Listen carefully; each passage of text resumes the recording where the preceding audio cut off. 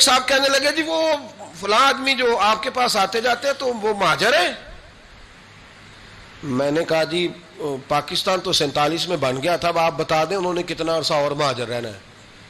مطلب مہاجر تو اس کو کہتے ہیں جو آیا ہے تھوڑی دیر کے بعد چلا جائے گا, تو ان کا پروگرام کوئی نہیں, اب انہوں نے ادھر ہی رہنا ہے. مہربانی کریں کوئی تھوڑا سا نام, اور پھر چونکہ ہم نے یہ تھوڑی سی زیادتی کی تو لوگوں نے اس پہ سیاست کی. کو پتہ ہے کتنی خوفناک سیاست ہوئی اس لفظ پر. تو اگر ہم تھوڑا سا رویہ بدلتے, اپنے آپ سے تھوڑا اٹھ کے سوچتے, تو پھر ایک معیار بنتا تھا.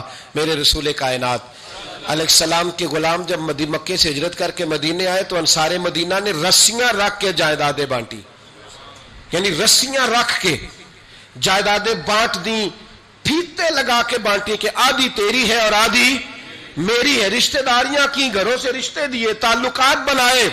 اور کبھی کبھی کچھ چیزیں پڑھتے ہیں تو وہ نا کمال ہو جاتی ہے, روح پرواز کرتی. جب بنو قریظہ اور بنو نذیر کے علاقے فتح ہوئے تو بہت سارا مال آیا.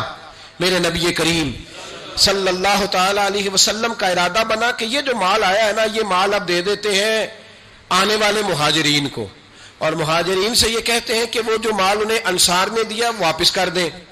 تو حضور علیہ السلام نے نا صرف مہاجرین کو بلایا, انصار کو نہیں. پہلے جب میٹنگ ہوتی تھی سب آتے تھے, فقط مہاجرین کو بلایا اور بلا کر کے فرمایا میاں جو تمہیں مال دیے تھے نا وہ تم واپس کر دو, اب مال غنیمت میں سے بہت سارا مال آیا تمہیں وہ دے دیتے ہیں. تو مہاجروں نے کہا حضور پہلے بھی آپ کے کرم سے ملا تھا تو اب بھی آپ کے کرم سے مل رہا ہے, جیسے دل کرتا ہے کر دے, ہمیں کیا اعتراض ہے. یہ بات جب ان کے ساتھ طے کر لی تو آہستہ آہستہ نا بات مدینے میں پھیلی. انصار کو پتا چلا, انصار مدینہ جمع ہو کے دروازہ رسول پہ آئے. حضرت سعد فرمانے لگے یا رسول اللہ, پڑھیے درود شریف, پھر پڑھیے, تیسری دفعہ بھی کہیے گا صلی اللہ علیہ وسلم. حضرت سعد حاضر ہوئے تو عرض کرنے لگے یا رسول اللہ آج کچھ الگ معاملہ ہو گیا ہے. سعد آئے, مہاجرین انصار سارے, تو حضرت سعد ان میں سے بولے یا رسول اللہ آج عجیب معاملہ ہوا ہے. حضور نے فرمایا کیا ہوا؟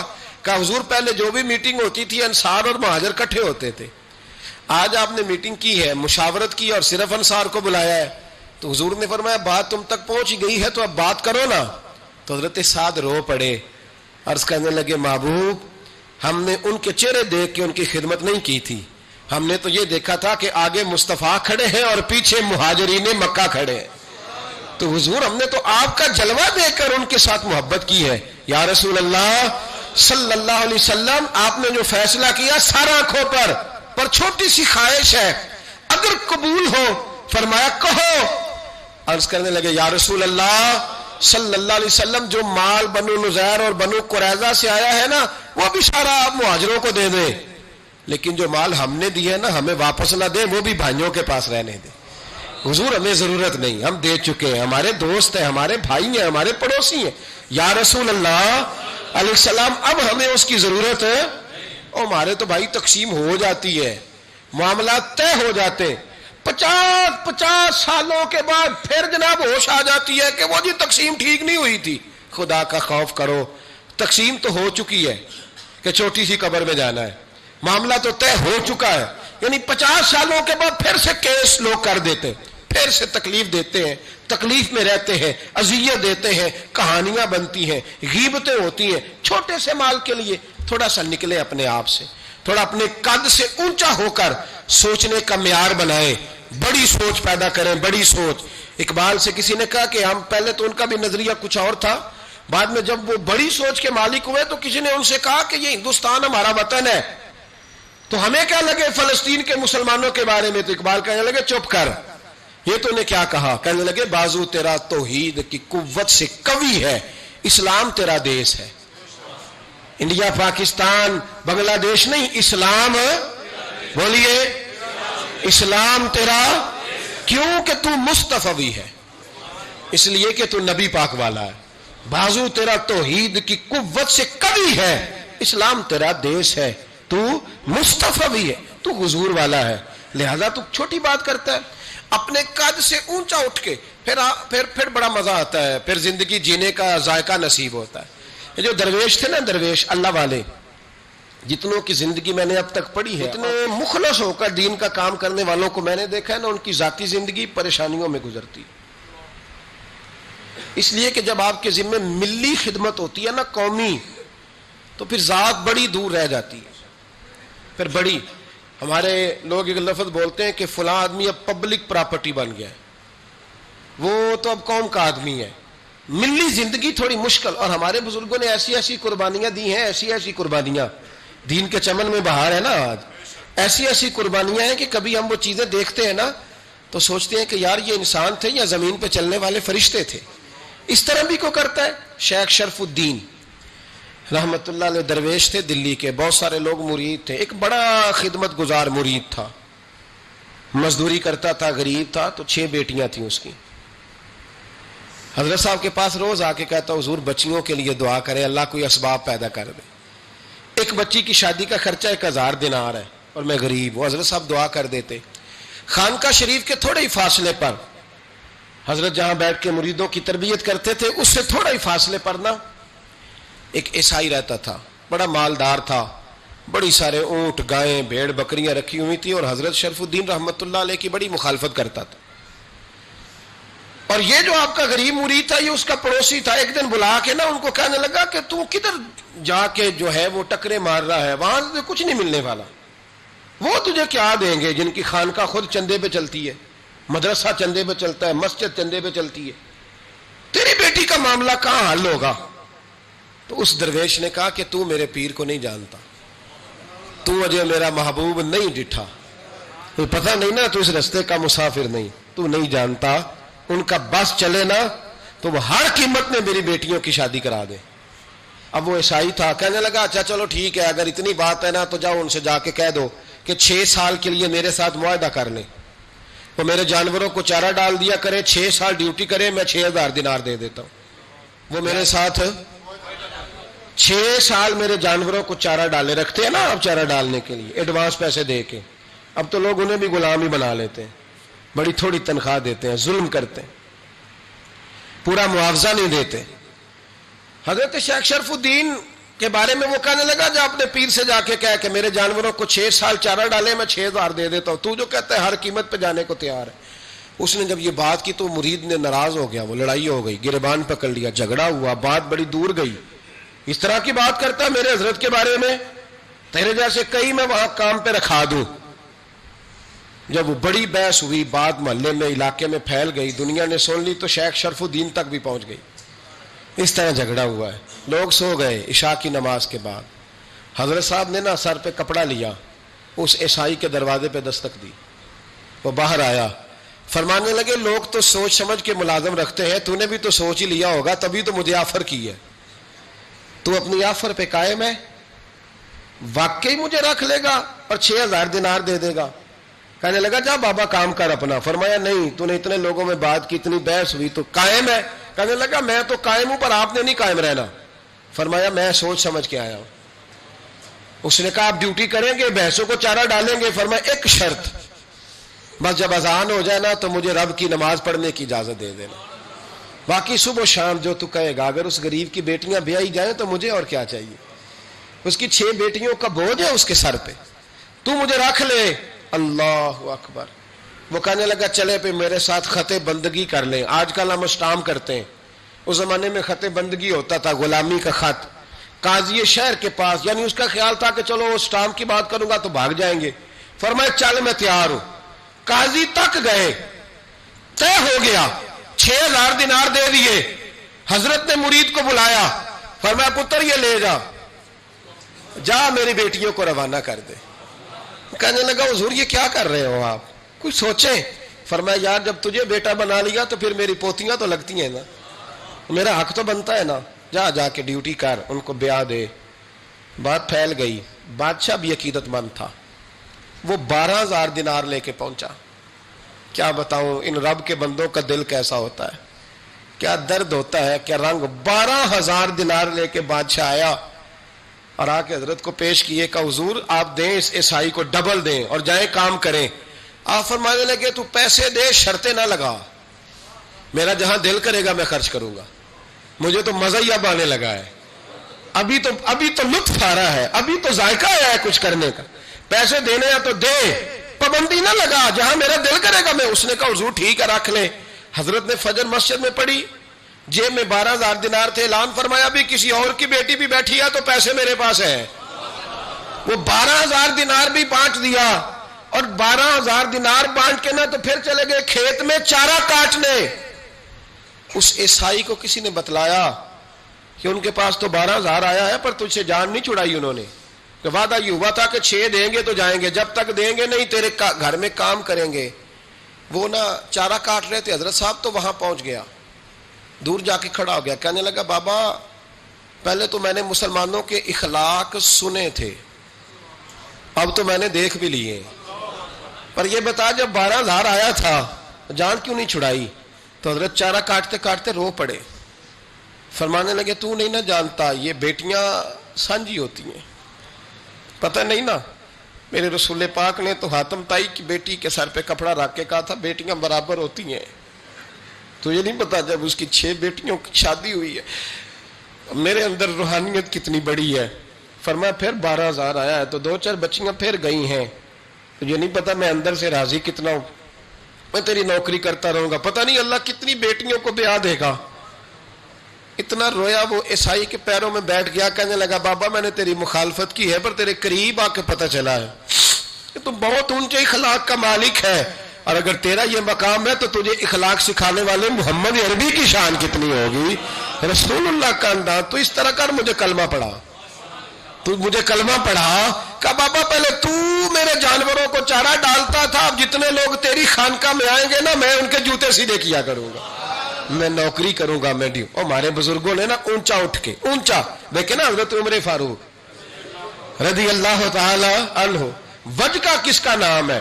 اپنے تکبر میں رہنا, اپنی انا کے بت میں بند رہنے کا نام روب اور دبدبا ہے. حضرت عمر رات کو گلی سے گزر رہے تو مدینے کے بالکل اینڈ پہ ایک شخص کو دیکھا, اس نے خیمہ لگایا ہے اور اندر کسی عورت کے ہائے ہائے کرنے کی آواز. عمر دوڑے گئے, کیا بات ہے؟ کہنے لگا بڑی دور سے امیر المومنین کو ملنے آیا اور رات ہو گئی تھی تو یہاں بیٹھ گیا ہوں, سویرے جاؤں گا. معاملہ کیا ہے؟ ہائے ہائے کیا ہے؟ کہنے لگا میری بیوی کے پیٹ میں بچہ ہے, شاید ولادت کا وقت آ گیا ہے. جناب عمر رضی اللہ تعالیٰ عنہ کہنے لگے روتے کیوں؟ حضور پردیس ہے, اس کے پاس عورت کوئی نہیں. حضرت عمر کے چہرے پہ نقاب ہے, دوڑے گئے اپنے گھر کے دروازے پر کھڑے ہو کے اپنی زوجہ حضرت ام کلثوم کو کہنے لگے ام کلثوم یہ خاتون اول ہے, یہ صرف ادھر نہیں جائے گی ساتھ کے, اب انٹرنیشنل دورہ ہے, ورلڈ ٹور ہے تو ساتھ جائے گی. کہا خاتون اول ام کلثوم. جی حضور. فرمایا کوئی نیکی کمانے کا پروگرام ہے؟ تو کہا جناب میرا ہر وقت ہی پروگرام ہوتا ہے, آپ حکم کریں. کہنے لگے ولادت کے وقت عورت کو جن چیزوں کی ضرورت ہوتی ہے ذرا ساتھ لے لو. چنے لے لیے, گڑ لے لیا, گھی لے لیا, پتیلی لے لی, گلاس لے لیا, برتن لے لیے. حضرت عمر نے گھوڑے پہ بٹھایا, اب کرنا کیا ہے؟ تو وہ کہنے لگی آپ یہاں نا آگ جلائیں امیر المومنین, تو آپ نا چنے اور گڑ ڈالیں, اور ایک چیز جو ولادت کے وقت پکائی جاتی ہے وہ پکایا, میں اندر جاتی ہوں. اندر بطور دایا, دائی کے طور پر عمر کی زوجہ خاتون اول خدمت کرتی ہیں. وہ آدمی کہتا ہے میں نے سمجھا یہ کوئی غلام ہے, عمر نے ڈیوٹی لگائی ہوئی ہے کہ آنے والے رات کے مہمانوں کا خیال رکھیں. میں اوئے اوئے کر کے بھی آوازیں دیتا رہا, اوئے یہ پانی دینا, یہ فلاں دینا, جو بے تکلف لے جائے. اوئے کا مطلب بے تکلف لے جائے. ادھر آنا بھائی, غلام کو جیسے آواز دی جاتی. کہتے حد ہو گئی, جب اندر بچے کی ولادت ہوئی نا بچہ رویا تو جناب ام کلثوم اندر سے بولنے کہنے لگی امیر المومنین مبارک ہو, آپ کے دوست کو اللہ نے بیٹا عطا فرمایا ہے. وہ کہتا ہے میرے ہاتھ میں پیالہ پکڑا تھا پانی کا, جب کہا نا امیر المومنین تو دھڑام سے پیالہ زمین پہ گرا. میں نے کہا عمر آپ خود ہیں اور یہ معیار؟ میں تو آیا ہوں تو لوگ آپ کے نام سے کانپ رہے تھے. جناب عمر فرمانے لگے رب نے جو مجھے روب دیا ہے نا وہ دوسروں کی خدمت کی برکت سے عطا فرمایا. یہ میرے اندر کی سچائی ہے. اور میرے بھائی تھوڑا سا نا نکلے ذات سے, تھوڑی اپنی سوچیں بڑی کریں, ذرا دوسرے کے بارے میں بھی تھوڑا سا سوچیں, تھوڑا دیکھیں کہ آپ کس کو کس طرح. میں تو کچھ چیزیں پڑھتا ہوں نا تو وہ ختم کر دیتی ہیں, سفر ہی ختم کر دیتی ہیں کہ اتنا ہی کافی ہے.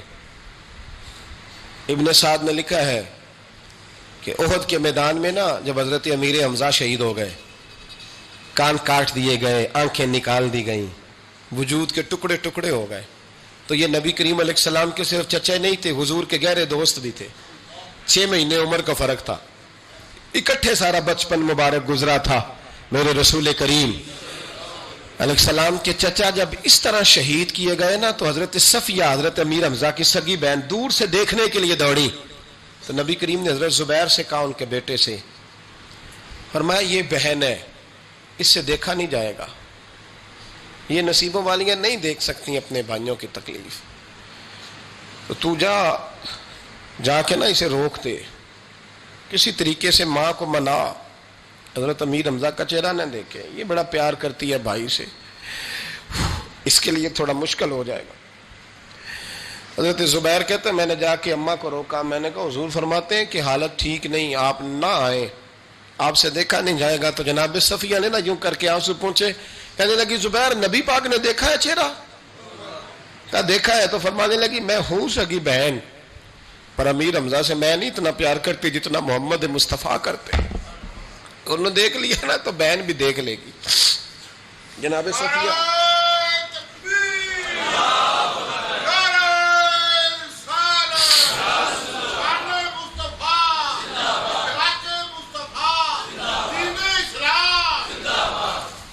حضرت جناب صفیہ رضی اللہ تعالیٰ عنہ قریب آئیں، چہرہ دیکھا، کھول کے روئیں. بڑی غربت تھی اسلام پر، بڑی غربت تھی.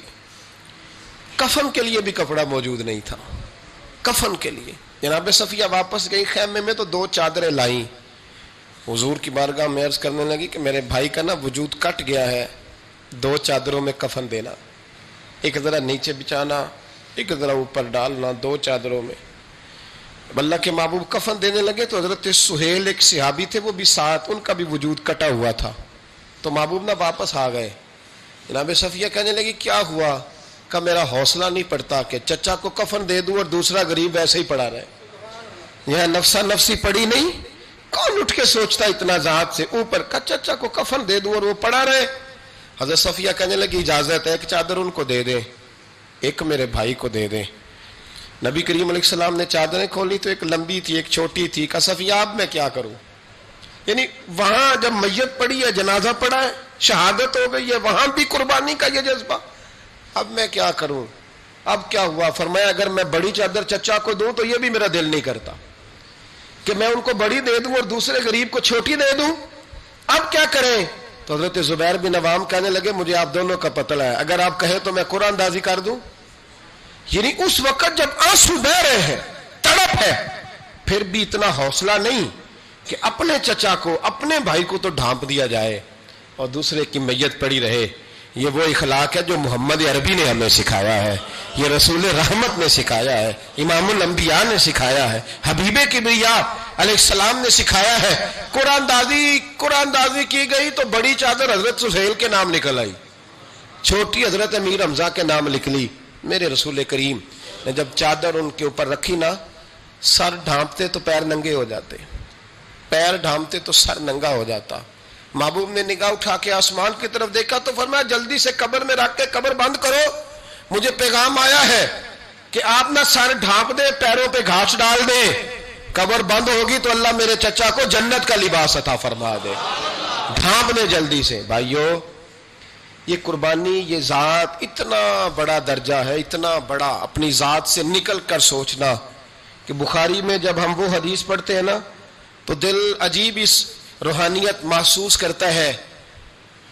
حضرت عمر کو جب زخم لگا نا تو خون بڑا بہہ گیا، سمجھ آ گئی کہ عمر بچیں گے نہیں. تو حضرت عمر نے بیٹے کو بلایا، فرمایا بیٹا آخری وقت ہے میرا، جناب عائشہ صدیقہ کے پاس جاؤ. گنبد خضرا میں نا 3 قبروں کی جگہ ہے، ایک میں حضور آرام فرما، ایک میں جناب ابو بکر صدیق. بیٹا زیادہ زور نہ دینا، اس لیے کہ جناب عائشہ نے وہ جگہ اپنے لیے رکھی ہوئی ہے، ان کا حجرہ ہے، وہ مالکہ ہے. ہلکا سا کہنا، ہلکا سا، پتر رو کے نہ کہنا کہیں وہ مجبور نہ ہو جائے، ہلکا سا کہنا. عمر کا دل کرتا ہے میں نے وفا کی ہے مصطفیٰ کے ساتھ، نوکری کی ہے، اگر مجھے جگہ مل جائے نا تو میں وہاں سو جاؤں. دل کرتا ہے کہہ دینا، لیکن اماں جی مان جائیں تو ٹھیک ہے، ورنہ مجھے جنت البقیع میں دفن کرنا۔ حضرت عبداللہ ابن عمر کہتے ہیں بڑی تکلیف میں تھا، پر اماں جی کے پاس جا کے رویا نہیں، ہمت کے ساتھ بات کی۔ میں نے کہا اماں جی ابا جی کی خواہش تو ہے، اگر آپ اجازت دے دیں۔ کہتے ہیں میں تو حوصلے میں تھا، پر اندر سے جناب عائشہ کی سسکیوں کی آواز آنے لگی۔ فرمایا جا کے عمر کو میرا پیغام دینا کہ کوئی اپنی قبر کی جگہ کسی کو بھی نہیں دیتا، اور پھر جگہ بھی وہ جس پر میرے نبی کے گنبد کا سایہ ہو، حضور کے حجرے کا سایہ، وہ والی جگہ۔ اور عمر سے کہنا تو نے حد کر دی ہے رسول اللہ کے دین کی نوکری کی۔ اسے کہنا میں جگہ بھی تجھ پر قربان کرتی ہوں، وہ جگہ تیرا ہی حق بنتا ہے، تجھے ہی وہیں لیٹنا چاہیے۔ بھائی جب چکر رہتا ہے نا اپنی ذات کا تو انسان چھوٹا رہتا ہے، پھر اس کا ذکر ختم ہو جاتا ہے، اور جب انسان تھوڑا سا اپنے آپ سے نکل کر دوسروں کو سکون دینے کی کوشش کرتا ہے، آرام دینے کی کوشش کرتا ہے، تو بھی یہ ٹھنڈی کرتا ہے سامنے والے کی، پھر اللہ اسے بھی سکون دیتا ہے۔ بہت کمزور جملہ ہے، بہت کمزور، کہ ضرورت پڑے تو میں گدھے سے بھی دوستی کر لیتا ہوں۔ ضرورت کی دوستی تو ماں باپ سے بھی ہو تو اس میں اخلاص نہیں ہوتا، ضرورت کی دوستی تو بہن بھائیوں سے بھی ہو تو اس میں اخلاص نہیں ہوتا۔ ضرورت کے یرانے نہ لگائیں، الحب للہ والبغض للہ، محبت کریں تو اللہ کی رضا کے لیے، اور اگر کسی سے اظہار بیزاری کریں تو پھر بھی اللہ کی رضا کے لیے۔ اپنے آپ سے اوپر اٹھ کر سوچنے کا معیار بنائیں، رب کریم سمجھنے کی توفیق عطا فرمائے۔ آخر دعوانا ان الحمدللہ رب